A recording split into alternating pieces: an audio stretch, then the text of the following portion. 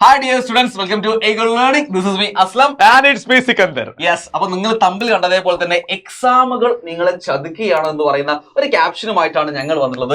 So എനിക്ക് പറയാനുള്ളത്, എനിക്ക് തോന്നുന്നു ഇത് ചിലപ്പോൾ പണിയാവുന്ന പ്രത്യേകിച്ച് ഒന്നും പറയാറില്ല. അസ്ലം സാർ വീണ്ടും എയർ കയറാൻ പണ്ടൊരിക്കലും എയർ കയറിയാണ് അസ്ലം സാർ കൂടെ ഞാനുണ്ടായിരുന്നു. എയർ കയറാൻ ഞങ്ങൾ ഒപ്പരെ വരുള്ളൂ ഒരുമിച്ച് വരുള്ളതാണ്.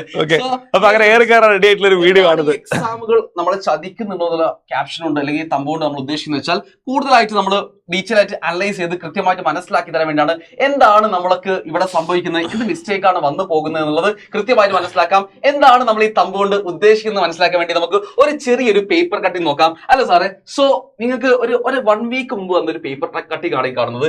എഞ്ചിനീയറിംഗ് പ്രവേശന റാങ്ക് പട്ടിക +2 കീം ഫുൾ മാർക്ക് നേടിയ കുട്ടിക്ക് റാങ്ക് 25. അതായത് പറഞ്ഞിരിക്കുന്നത് ഇത്ര മാത്രമേ ഉള്ളൂ.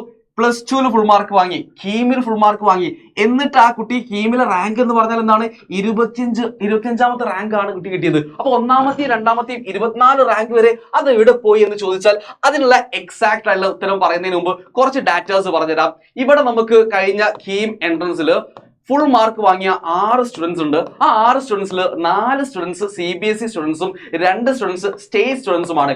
ഈ 4 സ്റ്റുഡൻസിൽ നിങ്ങൾ മനസ്സിലാക്കേണ്ടത് 4 ആൾക്കാർ CBSE ആണ്, 2 ആൾക്കാർ എന്താണ് സ്റ്റേറ്റ് സ്റ്റുഡൻസ് ആണ്. അപ്പൊ ഈ 4 ആൾക്കാർക്കും ജനറലി CBSE കാരാണ്. നമുക്കറിയാം, എപ്പോഴും നമ്മൾ CBSE കാരങ്ങനെ പൊക്കിക്കൊണ്ടേ ഇരിക്കാറില്ല സാറേ. അതേപോലെ തന്നെ കീം എക്സാമിനും CBSE കാർക്ക് 4 റാങ്ക് 1, 2, 3, 4 റാങ്ക് കിട്ടി. അപ്പൊ ഈ പിന്നീട് വന്ന ഫുൾ മാർക്ക് വാങ്ങിയ 2 സ്റ്റേറ്റുകാർ കിട്ടിയ റാങ്ക് എന്താ? അതായത് ഈ ഫുൾ മാർക്ക് വാങ്ങിയ സ്റ്റേറ്റുകാരിൽ അഞ്ചാമത്തെ ഫുൾ മാർക്ക് വാങ്ങിയ ആ കുട്ടിക്ക് +2 ബോർഡ് എക്സാമിന് ഫുൾ മാർക്ക് ഉണ്ട്. പക്ഷെ ആ കുട്ടിന്റെ റാങ്ക് എന്ന് പറഞ്ഞാൽ 25ാമത്തെ റാങ്ക് ആണ്.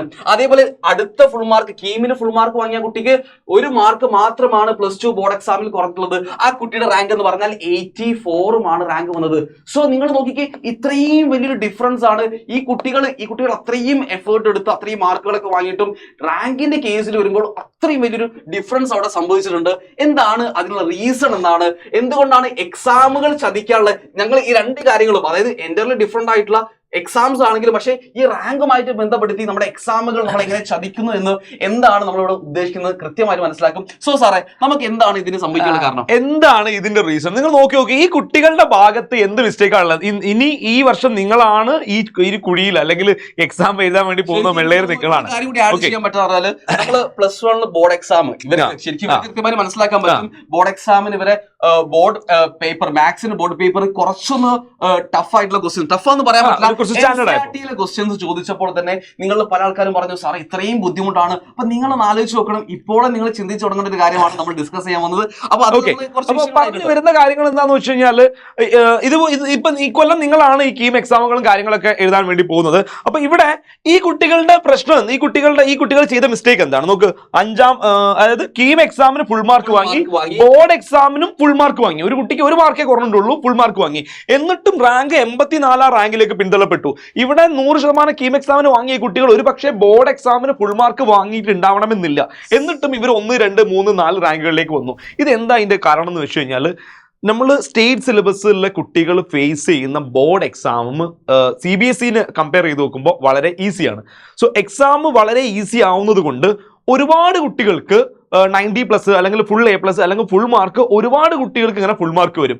ഇങ്ങനെ ഫുൾ മാർക്ക് വാങ്ങുമ്പോൾ നോർമലൈസ് ചെയ്യുന്നതിന്റെ ഭാഗമായിട്ട്, മീൻസ് പല സിലബസുകളിൽ നിന്നും വരുന്ന കുട്ടികളാണ് കീം എക്സാം എഴുതുന്നത്. സ്റ്റേറ്റിൽ നിന്നും CBSE നിന്നും ICSE നിന്നും പല സിലബസിൽ നിന്ന് വരുന്ന കുട്ടികൾ നമ്മുടെ കീം എക്സാം എഴുതുന്നുണ്ട്. സോ നോർമലൈസ് ചെയ്യുന്നതിന്റെ ഭാഗമായിട്ട് സ്റ്റേറ്റുകാരുടെ മാർക്കിൽ കുറച്ച് കുറവ് വരുത്തും. അതേപോലെ CBSE-കാർ മറ്റ് സിലബസുകാര് അവരുടെ എക്സാമിന്റെ ടഫ്നെസ് അനുസരിച്ച് അവരുടെ മാർക്ക് കുറച്ചും കൂടി കൂട്ടി കൊടുക്കുകയും ചെയ്യും.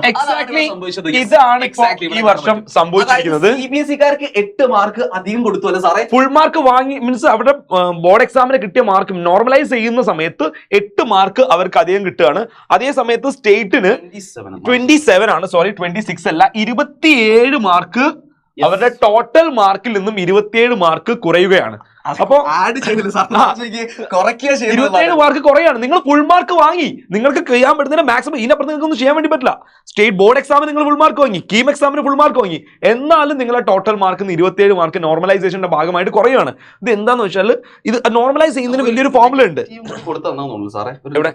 നെഗറ്റീവ് ഉണ്ട്. Okay ready. അപ്പോ ഇത് കാണുന്നില്ല മക്കളെ, നിങ്ങൾ ഓക്കെ. കഴിഞ്ഞ വർഷവും ഇതേപോലെ മാർക്ക് കുറഞ്ഞിട്ടുണ്ട്. കഴിഞ്ഞ വർഷം 12 മാർക്കായിരുന്നു സ്റ്റേറ്റിൽ പഠിക്കുന്ന കുട്ടികൾക്ക് കുറഞ്ഞിട്ടുണ്ടായിരുന്നത്. ഒരു കാര്യം കൂടി നോക്കണം, 12 ഒറ്റയടിക്ക് ചെമ്പാണ് 27ലേക്ക്. അതാണ് അത് കഴിഞ്ഞ വർഷം എക്സാം ഈസി ആയിരുന്നതിന്റെ ഭാഗമായിട്ട് സംഭവിച്ച ഒരു കാര്യമാണ്. ഓക്കെ, അപ്പൊ നമ്മൾ പറഞ്ഞു വരുന്ന കാര്യം എന്ന് പറഞ്ഞാൽ ഈ നോർമലൈസേഷൻ സംഭവിക്കാതിരിക്കുന്നതാണ് ഏറ്റവും ബെസ്റ്റ് ആയിട്ടുള്ള നമ്മുടെ സ്റ്റേറ്റ് സംബന്ധിച്ചുള്ള കാര്യം. വേറൊരു കാര്യം, എക്സാം എളുപ്പമാകണം എന്നുള്ളത് എല്ലാ കുട്ടികളുടെ ആഗ്രഹം അല്ലെ? എക്സാം നമ്മുടെ ആഗ്രഹം നിങ്ങൾക്ക് എക്സാം എളുപ്പമാവണം എന്നുള്ളതാണ്. പക്ഷെ അവിടെ ഒരു അപകടം ഉണ്ട്. അതായത് പഠിക്കാതെ എക്സാം എളുപ്പമാകണം എന്ന് പറയുന്നതാണ് അപകടം കിടക്കുന്നത്. എക്സാം എളുപ്പമാവുക എന്ന് പറഞ്ഞാൽ നിങ്ങൾ പഠിക്കേണ്ട കാര്യങ്ങളൊക്കെ പഠിച്ചു, അന്നന്ന് കാര്യങ്ങളൊക്കെ പഠിച്ച് അത്യാവശ്യം ടെക്സ്റ്റ് ബുക്ക് സിലബസ് ഒക്കെ കവർ ചെയ്ത് കഴിഞ്ഞാൽ ഓട്ടോമാറ്റിക്കലി എക്സാം എളുപ്പമായിക്കോളും. ഓക്കെ, സ്വാഭാവികം. നിങ്ങൾ കാര്യങ്ങളൊക്കെ പഠിച്ചിട്ടുണ്ടെങ്കിൽ ഒന്നും പഠിക്കാതെ യാതൊരുവിധ സാധനങ്ങളും പഠിക്കാതെ എക്സാം എളുപ്പമാവണം എന്ന് ചിന്തിക്കുന്നതിൽ, അതായത് ലൈവ് മാരത്തോൺ മാത്രം കണ്ട് പോയിട്ട് ഫുൾ മാർക്ക് വാങ്ങണം അങ്ങനെ ചിന്തിക്കുന്നതിൽ ഒരു പ്രശ്നമില്ലേ? അപ്പൊ ഇതിലിപ്പോ ശരിക്കും ഒരു ബിലോ ആവറേജ് കുട്ടികൾക്ക് പോലും ഫുൾ മാർക്ക് കിട്ടണം എന്ന രീതിയിലേക്ക് എക്സാം നടത്തുമ്പോൾ അവിടെയാണ് ഇതിന്റെ ചതി കിടക്കുന്നത്. ഓക്കെ, അപ്പൊ നിങ്ങൾ ഈ കുട്ടികളൊക്കെ നല്ല കാലിബറുള്ള കുട്ടികളാണ്, പക്ഷെ ഇവരുടെ ഈ കുട്ടികളുടെ കാലിബർ അളക്കാൻ പറ്റുന്ന രീതിയിലൊരു എക്സാം അല്ല ഇതിന്റെ മുന്നേ ബോർഡ് എക്സാമുകൾ നടത്തിക്കൊണ്ടിരിക്കുന്നത്. അതുകൊണ്ട് തന്നെ ഈ ഒരു വിഷയം അത്യാവശ്യം നമ്മുടെ ടീച്ചേഴ്സ് അസോസിയേഷൻ ഒക്കെ ഏറ്റെടുത്തിട്ടുണ്ട്, ഒരുപാട് സംഘടനകൾ ഏറ്റെടുത്തിട്ടുണ്ട്. അതുകൊണ്ട് തന്നെ ഞങ്ങൾ പറയാം, കാരണം ഇത് തീർച്ചയായും ഒരു കേരളത്തിനെ സംബന്ധിച്ചിടത്തോളം ഒരു നാണം കെട്ടൊരു പ്രശ്നമല്ലേ? നമ്മുടെ കേരള ബോർഡിലെ കുട്ടികൾ ഇങ്ങനെ പിന്തള്ളപ്പെടുക എന്ന് പറയുന്നത് നടത്തുന്ന എൻട്രൻസ് എക്സാമിലാണ് പിന്നോട്ട് പോകുന്നത്. സോ അതുകൊണ്ട് തന്നെ ഇപ്രാവശ്യത്തെ നമ്മുടെ എക്സാം എന്ന് പറഞ്ഞാൽ, അല്ലെങ്കിൽ ബോർഡ് എക്സാം ആയാലും ക്രിസ്മസ് എക്സാം ആയാലും അത്യാവശ്യം ടഫ് ആയിരിക്കുമെന്ന് തന്നെയാണ് എക്സ്പെക്ട് ചെയ്യുന്നത്. ടഫ് എന്ന് പറഞ്ഞാൽ അത്യാവശ്യം ഒരു സ്റ്റാൻഡേർഡ് ലെവലിലേക്ക് പോകും. ഇതിന് മുന്നത്തെ പോലെ വെറുതെ കുറച്ച് ക്വസ്റ്റ്യൻസ് മാത്രം പഠിച്ചു വെച്ച് ബൈഹാർട്ട് പഠിച്ചു അത് റിപ്പീറ്റ് അടിച്ചു വരുന്ന ക്വസ്റ്റ്യൻസ് ഒക്കെ കുറയ്ക്കാൻ ചാൻസ് ഉണ്ട്. അതിൽ തന്നെ പറയാനുള്ളത്, ടഫ് ആണെന്ന് പറയുമ്പോൾ ഒരിക്കലും NCERT അപ്പുറത്തേക്കല്ല പോകട്ടോ. NCERT ആണ് നിങ്ങൾ ഫോക്കസ് ചെയ്യേണ്ടത്. NCERT എന്നുള്ള ക്വസ്റ്റ്യൻസ് ആണ് ഉണ്ടാവുക എന്നാണ് മനസ്സിലാക്കുന്നത്. ഇത്തവണത്തെ ഓണം എക്സാം നോക്കുകയാണെങ്കിൽ പല പല സ്കൂളുകളാണ് ക്വസ്റ്റ്യൻ പേപ്പർ ഇട്ടെങ്കിൽ കൂടി മാത്സിന്റെ പേപ്പർ ഞാനിപ്പോ നോക്കുമ്പോൾ ഓരോ സ്കൂളിലെ പേപ്പർ നോക്കുമ്പോൾ അത്യാവശ്യം സ്റ്റാൻഡേർഡ് ആയിട്ട് ചോദിച്ചിട്ടുണ്ട്. സ്ഥിരമായി ചോദിക്കുന്ന പാറ്റേണുകളിൽ നിന്നും ഡിഫറെന്റ് ആയിട്ടുള്ള ക്വസ്റ്റ്യൻസ് ചോദിച്ചിട്ടുണ്ട്. മോഡ് ഫംഗ്ഷന്റെ ഡിഫറൻഷ്യബിലിറ്റി ചോദിച്ചിട്ടുണ്ട്. അതൊന്നും അത്ര ഈ അടുത്ത കുറച്ച് കഴിഞ്ഞ ഒരു 4-5 വർഷത്തിന്റെ ഇടയിൽ മോഡ് ഫംഗ്ഷന്റെ ഡിഫറൻഷ്യബിലിറ്റി ചോദിച്ചിട്ടില്ല. പിന്നെ 1-1 function, number of 1-1 function, number of on-to functions, അതേപോലെ റിഫ്ലെക്സീവ് റിലേഷന്റെ എണ്ണം, നമ്മുടെ സിമെട്രിക് റിലേഷൻ എണ്ണം, ഇതൊക്കെ ചോദിച്ചു. അങ്ങനെ റിലേഷൻസിന്റെ എണ്ണവും ഫംഗ്ഷൻസിന്റെ എണ്ണവുമായി ബന്ധപ്പെട്ട ടൈപ്സ് ഓഫ് റിലേഷന്റെയും ടൈപ്സ് ഓഫ് ഫംഗ്ഷൻസിന്റെ എണ്ണം നമ്മുടെ സിലബസ് ചോദിക്കുന്നത്. ഈ സാധനമൊക്കെ ഓണം എക്സാമിന് ചോദിച്ചിട്ടുണ്ട്. സോ ക്രിസ്മസ് എക്സാമിനും ഇതേപോലെ തന്നെ ഇതിനോട് ഗണ്യമായി തന്നെ നമുക്കൊരു ഡിഫിക്കൽട്ടി ലെവൽ പ്രതീക്ഷിക്കാം. അതേപോലെ തന്നെ ബോർഡ് എക്സാമിനും. അപ്പോൾ നിങ്ങൾ ഇപ്പൊ തന്നെ ചെയ്തു തുടങ്ങേണ്ട കുറച്ച് കാര്യം എന്താണെന്ന് വെച്ചാൽ NCERT കൃത്യമായിട്ട് പഠിക്കുക.